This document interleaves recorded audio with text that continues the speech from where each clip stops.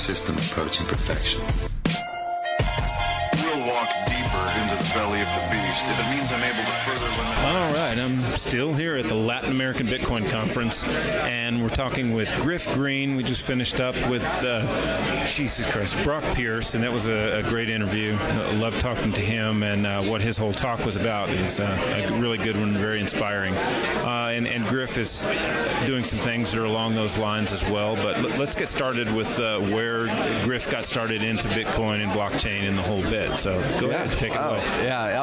It's a classic story. You know, Bitcoin went to 1,000. I had invested in some, and actually didn't know. I also bought some altcoins, and I sold all my Bitcoin pretty early, but the altcoins went really high, and it blew my mind. And then I just kept researching it, and I became obsessed. I ended up getting a master's degree in digital currencies with the University of Nicosia, and really focusing on decentralizing the sharing economy. And then I just Googled around and found out about slock.it and what they were doing, and it was very similar to a white paper I wrote in school. So I found them, tagged in, and what do you know, the DAO came around, and we went through that project. And the idea behind slock.it was basically an Airbnb deal? It was called, well, you know, I helped really develop the macroscopic idea, which is the universal sharing network. Mm-hmm. It's this idea that if you have an object, we want to make sure that you can share it with anyone in an effortless way. So that, you know, if you have, I have this issue that I need large shoes. I'm a big guy. I need big shoes. Well, don't come to Colombia, buddy. I know. No, exactly. But if I could look at my phone and just somebody who's not wearing their nice shoes for this, I have to wear sandals at this conference, you know, but I would love to go get some nice shoes. I went shopping for shoes yesterday, and you can't find anything over 11 and a half. No, I know. I've had this problem in Latin America. You know, they got little feet, and I'm stuck. But I know there's expats out here that if they could just put their shoes in a locker, and I could give them $10 to use their shoes, I don't want to carry their shoes, you know? Right. And I could pay the lock a little bit of ether, and then get the shoes for a day. Maybe I give the lock $100 worth of ether, and then when I come back and put the shoes in, I get $90 back, and I'm good to go. So that was the slock.it idea, right? Awesome. But the way we wanted to do it was to create a true decentralized autonomous organization to govern the network. However, it was early days in Solidity, and we ended up with a major bug in our contract, and a hacker exploited it, and I ended up teaming up with a group to reserve the funds and secure it with a white hat group, and then when the hard fork happened, we ended up having 10% of all ETC in existence, so we gave that all back to the people, and when the DAO died, that's what really inspired the white hat group to start Giveth, which is the project that I'm running right now, which is trying to decentralize charity and really experiment in decentralized governance protocols. It's a really awesome project. I'm really stoked to be there. Wow. What do you hope to, what kind of ideas do you hope to accomplish? Are there any specific charities that you have in mind that it would work really well with? Well, the real goal is to allow anyone to create their own community. The idea of charity almost like hurts my ears. When I hear it, it's not a word that has a positive connotation to most people. Right. Yeah. You know, and it's because it's not, I don't feel like it's working the way it's supposed to work. Charities maybe we should just rename it community service. Yeah. Right. Decentralized services or something. What we're building we call them DACs, right? Decentralized altruistic communities. I figure I already gave the DAO's a bad name. Let's try DAC this time and cross our fingers. But so which that was kind of part of Brock's speech too, a DAC, which was a decentralized autonomous community. Yeah. Wow. Yeah. Well, we're very much aligned on that. Right now, it's a slow step progress, right? There's some major issues to decentralization and DAOs. In general, security features are centralizing features. So if you want to have a whitelist whitelist, you need to have someone who can make that whitelist. If you want to have, time-based payments or delays and be able to, secure the funds, you kind of want to have somebody who's watching over it, like a security guard. And so what we've done with Giveth, like I said, Giveth is really started by the White Hat Group, and it's basically the best Solidity developers in the world. Jordi Bellina, who made the Mini-Me token for Giveth, and now we're working on a liquid pledging system, which is really, really cool. I know this, I can get really technical. I'll try to stay away from it. But basically, we have these smart contracts that we've built with a lot of security features because we learned our lesson, right, with the DAO. And so, but they are all designed to be decentralized as we build trust in the code. Right. So it's a slow step, but is it a problem when you guys are building the code for these DAOs? Is it that if you adding too many features, is that kind of a problem? Does that make it easier for someone to exploit a hack when there's just too much shit going on? Yeah, absolutely, absolutely. I mean, there's a lot of issues you have to look for. Governance, protocol issues. Just like if you give power to this people, what can they do with that power? Governance is an interesting topic in general. We as humanity have not really gotten past a benevolent dictatorship. If you look at governance structures that exist today, the clear winner, at least by free market standards, is a benevolent dictator, a CEO. If democracy were more effective, then we would see democratic companies, but we don't. We see CEOs and a hierarchical business layer structure, and that seems to be the winning. But here we have a lot of opportunity to experiment with this new technology, blockchain tech, to try other things. And one of the major things that I want to do with Giveth, while of course, making the world a better place is the main goal, but kind of another part of it is experimenting with these decentralized governance protocols, where you can, in a safe way, try a liquid democracy system and see if this can help the homeless people in Barcelona. People can donate their money in, they can find a delegate, and they can, see with this community, they can have a decentralized governance structure that will, see if it can be effective. And if it's not like investors are losing funds. It's not helping the homeless as much as possible. But if all of a sudden it takes off and it works really well, not only does that system help the homeless in Barcelona, it can also help dolphins or save kittens or any of these things. Or puppies. Yeah, I don't like puppies. kittens. No, I'm a puppy at heart, I gotta say. There you go. Oh, wow. So, how soon do you have something actually planned on something that will actually take off? Well, Giveth has been live since January, I want to say. We actually ran a Burning Man theme camp on our system, on our proof of concept system. So everyone paid dues, and it went into smart contracts. And for money to come out of the system, because this is another piece of Giveth is complete transparency and accountability on where the funds are being spent. That's just like a clear use case for crypto and charity. So I almost forget to mention it.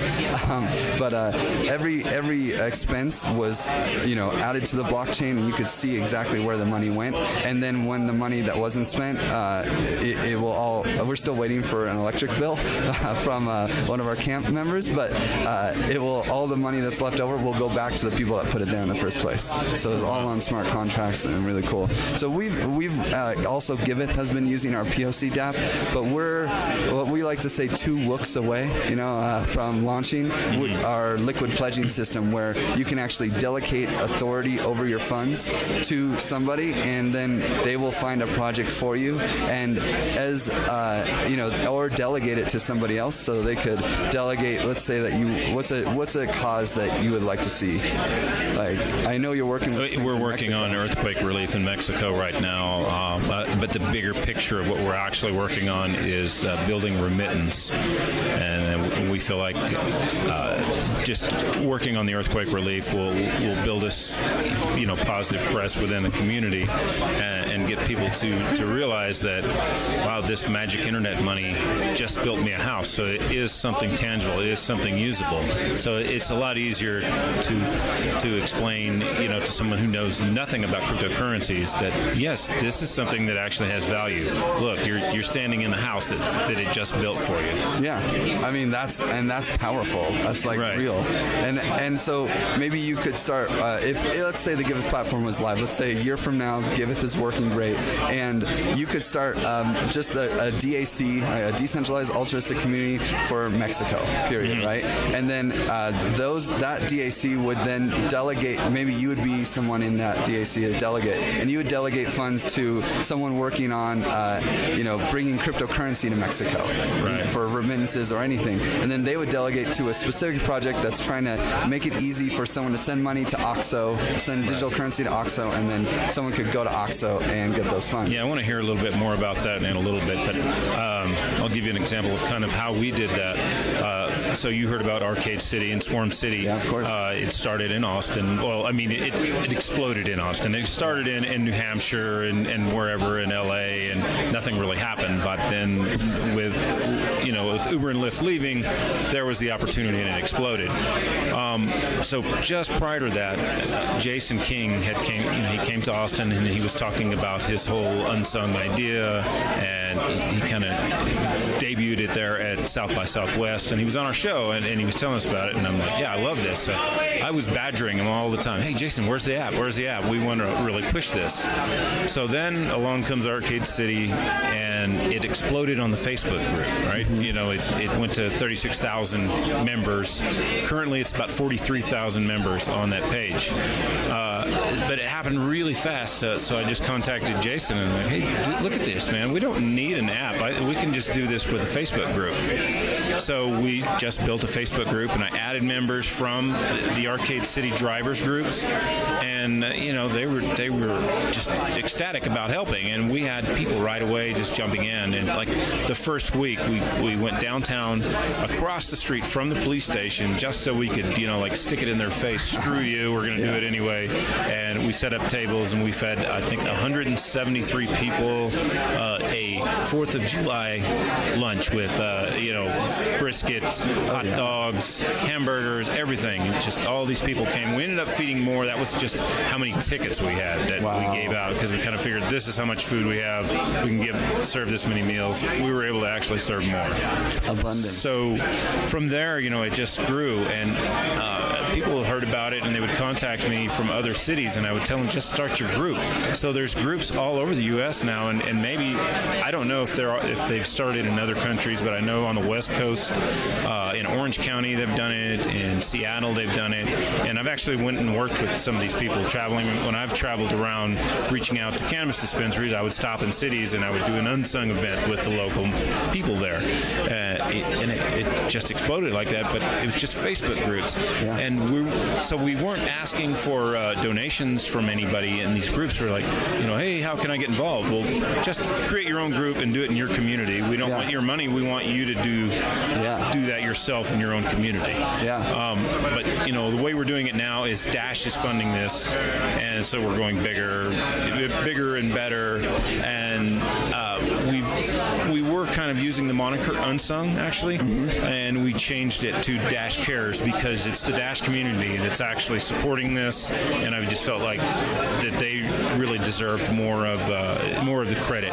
Because it's the Dash DAO, the master nodes that vote on this and make it happen. Yeah, absolutely. I mean, in the end, I'm sure Unsung doesn't care. They just want people to be fed. Oh yeah. I mean, that's the goal, and if they can inspire people to do it, and this is the great thing about the altruism in the crypto space. There is no competition. We're not fighting for market share. No one's trying. I mean, some people are trying to make money. It's a different thing, but we're all just trying to make the world a better place using this new technology. And if it can just be an inspiration, and then someone else is extremely successful, that's the dream. With Giveth, all of our code is completely open source, like ridiculous open source. We put stuff out there that we shouldn't, honestly, because It's like, hey, here it is. We want people to see it, and if people can use it for profit or for nonprofit, we don't care. That's it's like a service to the community. So we were talking about OXO and kind of the project that we're working on right now, where we're helping people with earthquake relief. The bigger picture is that we're trying to create Remitance. So the idea we have so far is that we've got ATMs we're installing on the U.S. side to help immigrants on the U.S. side send money to their family members in Latin America.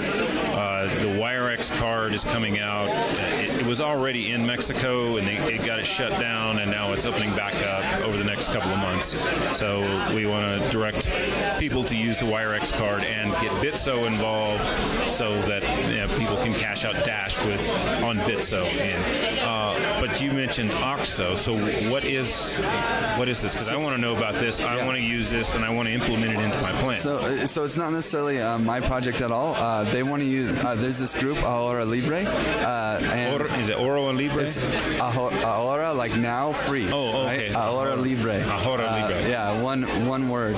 And so they want to use liquid pledging, which we use for the delegation chain, and so that you can basically liquid pledging is like liquid democracy meets fund management, and so you can delegate your funds and delegate authority to the funds, but still maintain ownership of the funds, like final ownership of the funds, so you can veto spending or anything. So they want to use it for this liquid lending platform, and they have this competitive advantage that they have a very good connection with OXO, and they're already a service provider, so that they can receive funds and actually pay people through OXO. And so if what they want to do is they have this perfect system where they can turn crypto into fiat and basically someone can get a microloan to start a small business or something, and they can get their fiat by printing out a piece of paper, going to OXO and getting cash. But the whole other actual back end is happening in the crypto space, and they're acting as an exchange effectively to buy the crypto and have OXO give them the cash. And it's very effective because OXO is basically like a 7-Eleven. If you're not familiar with Mexico, it's the number one convenience store. It's actually better than 7-Eleven in Mexico, because the other day I went to 7-Eleven and there's like nothing there. I went around the corner to the OXO. It had everything I needed. Absolutely. Especially when you're wanting good tequila, you'll find a better selection at OXO than you will at 7-Eleven. Yeah, I'm sure they do a large percentage of the commerce generally in Mexico. Yeah. And so there's an OXO around every corner, and they're in the U.S. now. I seen one in Laredo on the way into Mexico. You're kidding me. No. So before I came here, I drove from the U.S. into Mexico City, through Laredo from Austin, and we stopped there. And my motorhome is actually stuck on the other side of the border right now. We're waiting on some final paperwork so I can bring that in, and we'll be living in our motorhome actually on site where we want to build houses and help people out. So a van life is a good life, man. Yeah, I gotta say. It's going to be a lot of fun, and we will hit as many cities as we can, or as many places as we can, help people out. Yeah. I mean, that's such a cool thing, man. So you're just going around the world, going around Mexico, building houses? We haven't started yet, but that's the plan. We have the funding, and we have a network that's already doing this. And from what I'm being told, it's like $3,500 to $4,000, somewhere in there, for a house. And this is just a small house that meets the basic needs for a family. So, a bedroom, a kitchen, a living area, and it's just maybe a tiny home kind of thing, probably a little bigger than a tiny home. Yeah. And I want to take the funds that we're getting from Dash, and as some of the other people that are actually donating, and we'll just donate those to build a specific house. And I want to see if we can get maybe some Dash branding or something on the house. Yeah. If they're okay with that. And just it's like this is the house that Dash built kind of thing. Yeah, exactly. That's a beautiful project, man. That's really fantastic. Yeah, one of the things that we're excited about is making it easy for people to prove that they've done the good work, right? Because that's,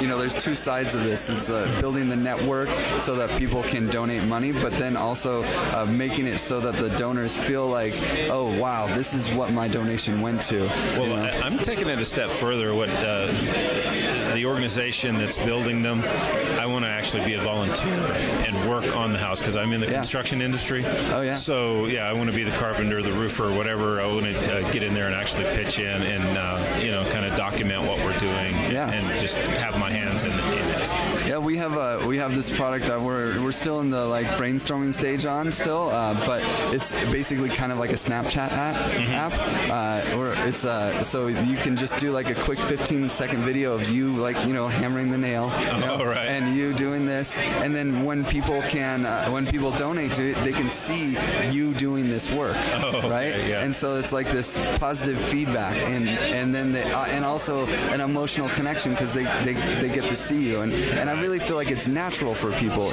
because people document themselves on social media. What if when you document yourself on social media doing good work, you actually get people to donate to you because, well, they're a CTO for a large company, they can't take the time off, but they can support you in your efforts. And Jason King for Unsung, he has some pretty unique ideas about sponsoring a meal. Like if you want to donate some money, they will put a sticker with your name on it. You sponsored this meal, or however many meals that you wanted to sponsor when they go out and hand it out, and they share those pictures on their social media. So, I don't know, maybe you guys can do something like that. No, and sponsorships are involved. And for me, I really want to connect these people. I don't want just their name on the box. I want their Twitter handle on the box, and so that the guy eating this food can be like, "Yo, thank you, man. Oh, that right, was right, awesome." right, yeah. And they can actually connect. Yeah. Because I feel like and not only that, but the person who put it in the box too, so that he can connect with all these people. Jason had mentioned that it's surprising, the number of homeless people that do have access to phones because of Obama phone and whatnot. So they do have, a certain amount of Wi-Fi bandwidth or whatever, internet access. So it's not like they don't. And it's not just in the U.S. either. Mobile phones have really taken over the world. I remember I went to the Philippines. This is 2011. Yeah. Everyone had a phone. They weren't smartphones. They were dumb phones. Yeah. It was 2011, right? But everyone had a phone. And we're talking dirt poor. Literally not enough dirt floor to sleep on at night. So the kids have to roam while the people who work sleep. There were solutions for that. I don't know if it was completed, but I've seen the technology. It's called BitSim. Are you familiar with this? Yeah. I remember 37 coins or some number of coins. Actually, it was there was where you could have an Android that would be connected to the Bitcoin protocol, and it would relay transactions and act as a hub, and it would actually take transaction fees. Right. And I actually set it up in Ecuador many years ago. BitSim was a sticker with a little computer chip on it, and you would take your SIM card out, and you would put that sticker on it, and it would turn your dumb phone into a smartphone just for SMS Bitcoin transactions. Oh, nice. Yeah.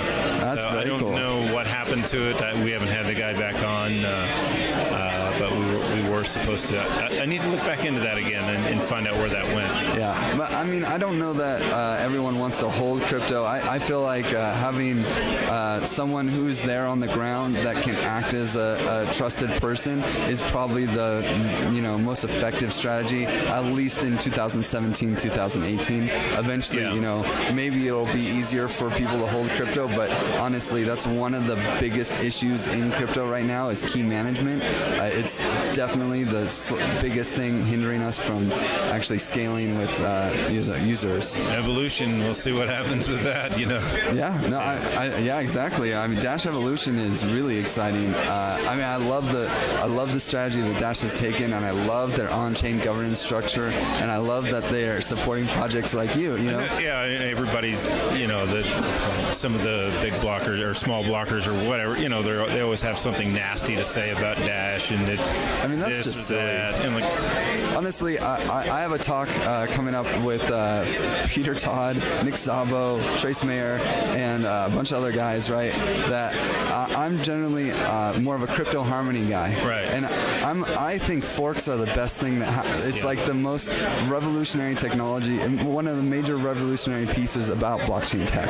And what happened? Forks make it so that you cannot impose your values on other people with blockchain technology. Exactly. If someone really doesn't like this way that something is going in a protocol, if they have at least some tech friends, they can fork it and they can have their own community. And what has happened right now in Bitcoin and Bitcoin Cash is a perfect example of that, where there is harmony on both sides now. Before there were years of like just feuds within the Bitcoin space, and it was toxic and horrible.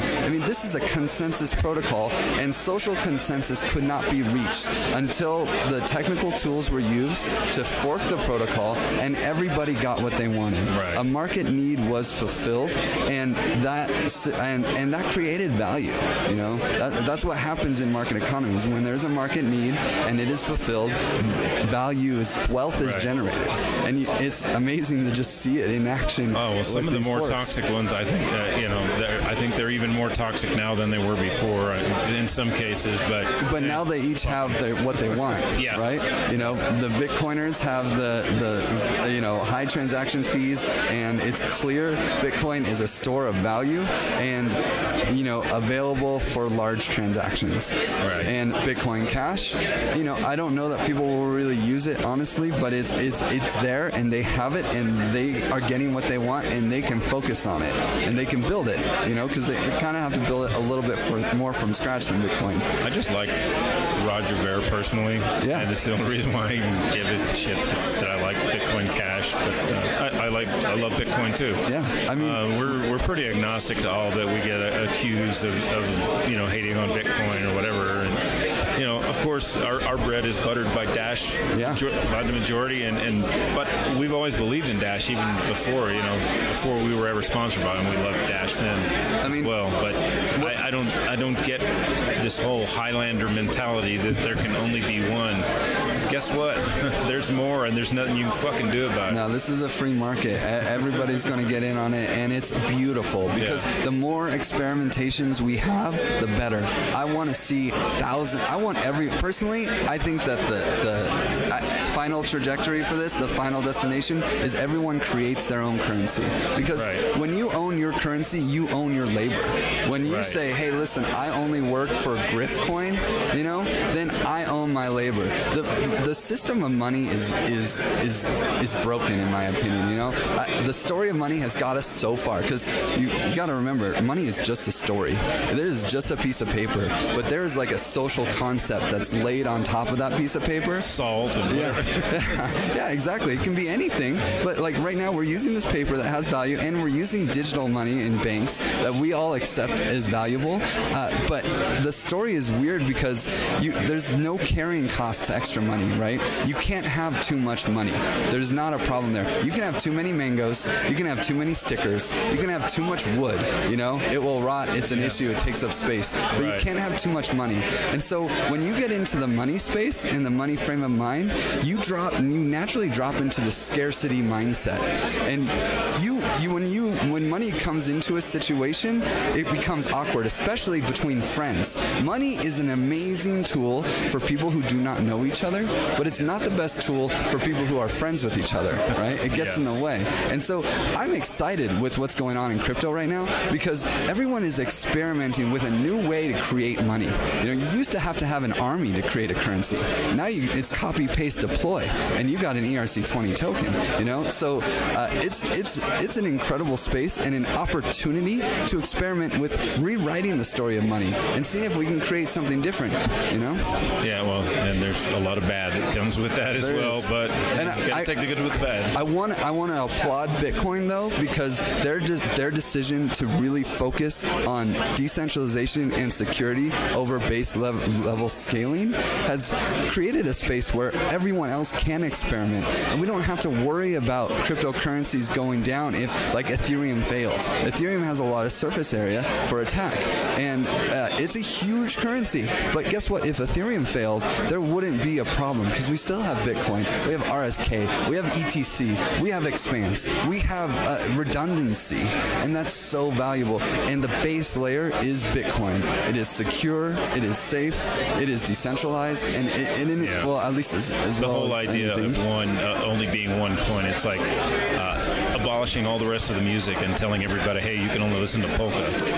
Yeah, exactly. I mean, you really can't force these things. That's the beauty of open source technology. You know, you can't stop someone from copy pasting and making it happen. Yeah. So you're really just screaming at a wall if you're going to say there can only be one coin. All right. Well, so tell us how people can get involved with Giveth and maybe how they could start their own. Yeah, we're eventually going to migrate to Riot, which is a more decentralized like chat room space. But right now we're on Slack, so if you go to slock.giveth.io, you can just put in your email and you'll get a Slack invite. We do all of our stuff on Slack. We're incredibly open source, and we're really focused on radical participation. In fact, sort of like Dash, we give away money every 2 weeks. We call it Reward now. Right. So we give away about $1,000 a week to open source contributors. So if you do anything for Giveth and then you make a video saying what you did, the core team will actually vote and distribute the funds according to how we think it was, how big the contribution was. Awesome. Yeah. All right. Well, thanks a lot, Griff, man. It was great talking to you. I can't. Hopefully, we'll get to work together in the future. Absolutely. I can't wait to see you on Giveth, man. All right, man. Thanks. See you, buddy.